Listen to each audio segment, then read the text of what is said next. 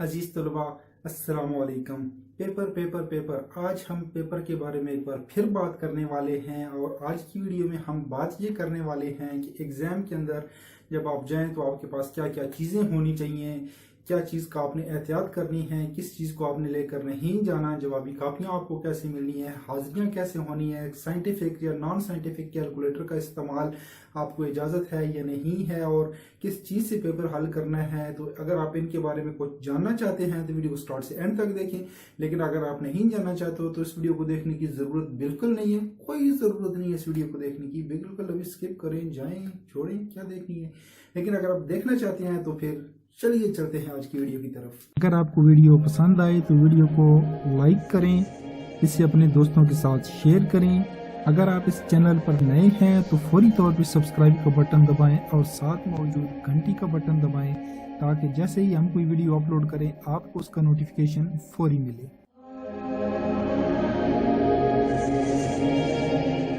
जी, सबसे पहले जो बात है कि वो ये है कि पेपर दे कौन सकता है।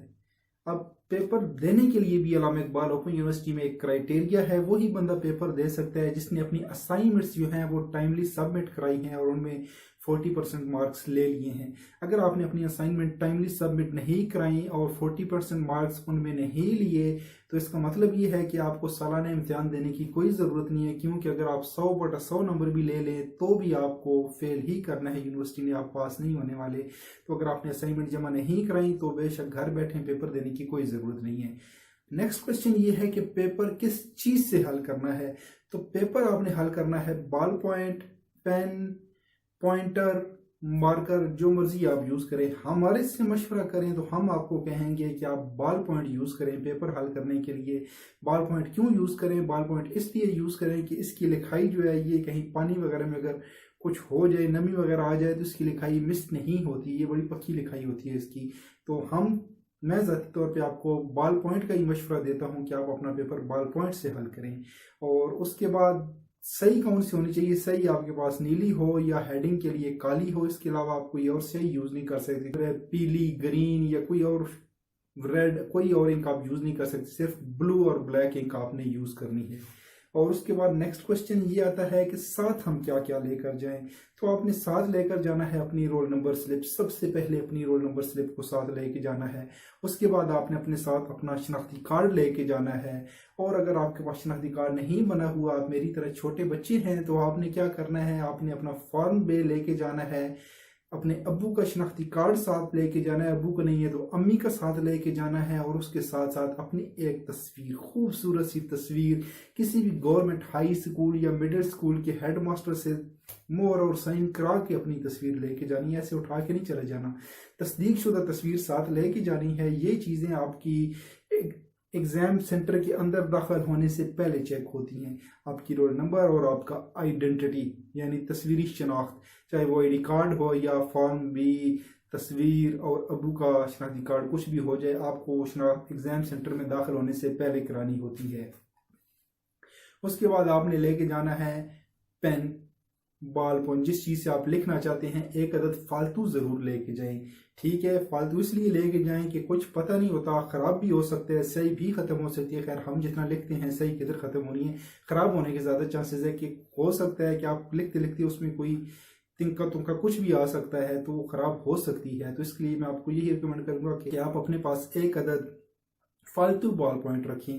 और उसके बाद आपने लेके जानी है जियोमेट्री। जियोमेट्री आपके पास वो नहीं होनी चाहिए बच्चों के खिलौनों वाली, कुछ नज़र बीच में रहे, बल्कि ट्रांसपेरेंट ज्योमेट्री होनी चाहिए। ऐसी ज्योमेट्री होनी चाहिए जिसमें जो पड़ी हुई चीज़ें वो आपको नज़र आ जाएं। जिस तरह आजकल कुछ प्लास्टिक बैग किस्म की जो है वो ज्योमेट्री आती हैं जिनके अंदर सब कुछ नज़र आ रहा होता है क्या पड़ा हुआ है, वो ज्योमेट्री आपने साथ लेके जानी। वो ज्योमेट्री नहीं लेके जानी जिसके अंदर कुछ भी नज़र ना आ रहा हो। तो उसके बाद आपने लेके जाना है एक अदद स्केल, पूरे 1 फुट वाला। वो छोटे छोटे जो स्केल होते हैं ना, जब आप उनसे लाइन लगाते हैं और फिर नीचे करके लगाते हैं तो लाइन टेढ़ी हो जाती है। इसके लिए फुट्टा आपको वो लेके जाना है कि जो पूरा फुट्टा हो, 1 फुट हो। ठीक है, तो पूरा फुट वाला स्केल आपने लेके जाना ताकि शुरू से एंड तक एक ही लाइन लगे। और उसके बाद अगर आपका रियाजी का पर्चा है तो आपने अपने साथ ज्योमेट्री और सादा कैलकुलेटर लेके जाना है। सादा कैलकुलेटर लेके जाना है, साइंटिफिक नहीं लेके जाना अगर आप मैट्रिक FA लेवल में हैं तो। और गत्ता आपने साथ नहीं लेके जाना। गत्ता साथ नहीं लेके जाना। और जो है वो आपको यूनिवर्सिटी देती है, जो जवाबी कापियां आपको यूनिवर्सिटी देती है, आपने अपनी जवाबी कापियां साथ लेकर नहीं जानी। और सिर्फ एक जवाबी कापी मिलती है, एक जवाबी कापी मिलती है, कोई एक्स्ट्रा शीट नहीं दी जाती। और जवाबी कापी वो जो एक होती है वो भी कुछ 40 45 50 सफ़ों की होती है, तो वो ख़त्म इतनी जल्दी नहीं होती। तो पेपर तकरीबन इतना ही होता है कि आप उसको लिख सकते हैं बड़े आराम से। और उसके बाद जवाबी कापी के ऊपर सबसे पहले जो आपने काम करना होता है वो ये होता है कि अपना रोल नंबर और जो कुछ उन्होंने मांगा हुआ होता है वो सबसे पहले लिखना होता है, पेपर बाद में शुरू करना होता है। कई बार ऐसा हुआ है कि स्टूडेंट्स सारा कुछ पेपर हल कर देते हैं, ऊपर रोल नंबर, अपना रोल नंबर तक कुछ भी नहीं लिखते और मुंह उठा के वापस आ जाते हैं। तो वही ये काम आपने नहीं करना, आपने सबसे पहले अपना रोल नंबर लिखना है। अगर आपका रोल नंबर ही आप नहीं लिखेंगे तो फिर पेपर देने का फायदा क्या है, और यूनिवर्सिटी वालों को क्या पता है किसका पेपर है।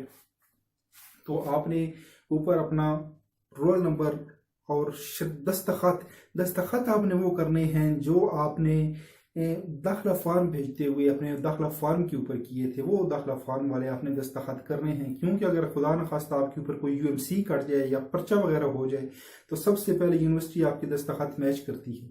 तो ऐसी सूरत में दस्तखत यूनिवर्सिटी वही एक्सेप्ट करती है जो आपके दाखिला फॉर्म के ऊपर होते हैं, ठीक है। और उसके बाद हाजिरी की बारी आ गई है। हाजिरी के वक्त आपने अपने शीट के ऊपर अपने रोल नंबर के सामने हाजिरी शीट के ऊपर रोल नंबर लिखा हुआ होता है और उसके सामने जो है वो 2 खाने खाली होते हैं। एक खाने में लिखना होता है आपने अपनी जवाबी कापी का नंबर, आपको जो जवाबी कापी मिलती है उसके ऊपर एक सीरियल नंबर लगा होता है, वो नंबर आपने ऊपर लिखना है। और उसके आगे आपने करने हैं अपने वो ही दस्तखत जो आपने दाखिला फॉर्म के ऊपर किए हुए हैं, ठीक है। और इन 2 चीज़ों को करने के बाद फिर मैं आपको बता दूं कि अपना रोल नंबर आपने लाजमी देखना है। मैंने जब मैं खुद पेपर देखता था मैं बड़ा हैरान होता था कि एमफिल लेवल के स्टूडेंट्स भी जो हैं वो देखते नहीं है हम दस्तखत कहाँ पे कर रहे हैं, नंबर कहाँ पे लिख रहे हैं। भाई अपना रोल नंबर देखें, अपना नाम देखें, उसके आगे आप अपने नाम के आगे आपने सब कुछ करना है, किसी और के नाम के आगे कुछ नहीं कर देना, ठीक है। तो उसके बाद अब बात करते हैं हम साइंटिफिक कैलकुलेटर की। साइंटिफिक कैलकुलेटर का इस्तेमाल MS, MPhil, PhD, BS इन लेवल्स के प्रोग्राम में जो है वो किया जा सकता है। साइंटिफिक कैलकुलेटर की इन प्रोग्राम्स में इजाज़त होती है, ज़्यादातर होती है। तो इन प्रोग्राम में अगर आप पढ़ रहे हैं और आपको कैलकुलेटर की ज़रूरत हो तो आप साइंटिफिक कैलकुलेटर साथ लेकर जा सकते हैं। लेकिन अगर आप FA और मैट्रिक लेवल के स्टूडेंट हैं तो आपको साइंटिफिक कैलकुलेटर की है।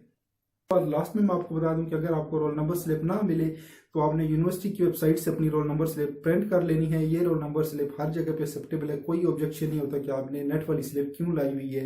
नेट वाली स्लिप आप बिल्कुल यूज़ कर सकते हैं। अमूमन अल्लामा इकबाल ओपन यूनिवर्सिटी के स्टूडेंट्स को roll number slip by post नहीं मिलती, तो आपने ऑनलाइन रोल नंबर स्लिप ही जो है वो प्रिंट करा के साथ लेके जानी होती है।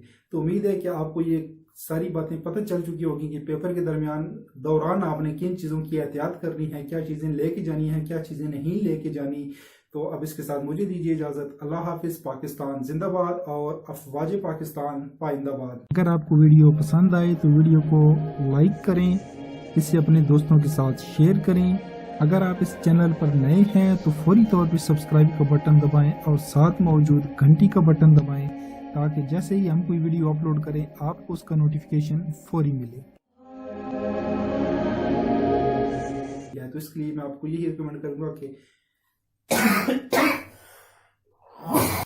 इधर आज वीडियो के अंदर जब बना रहा था तो मुझे नजर आ रहा है कि मेरे एक सीम इधर है और एक हल्का सा सीम इधर है, तो इसको माइंड आप अपने पास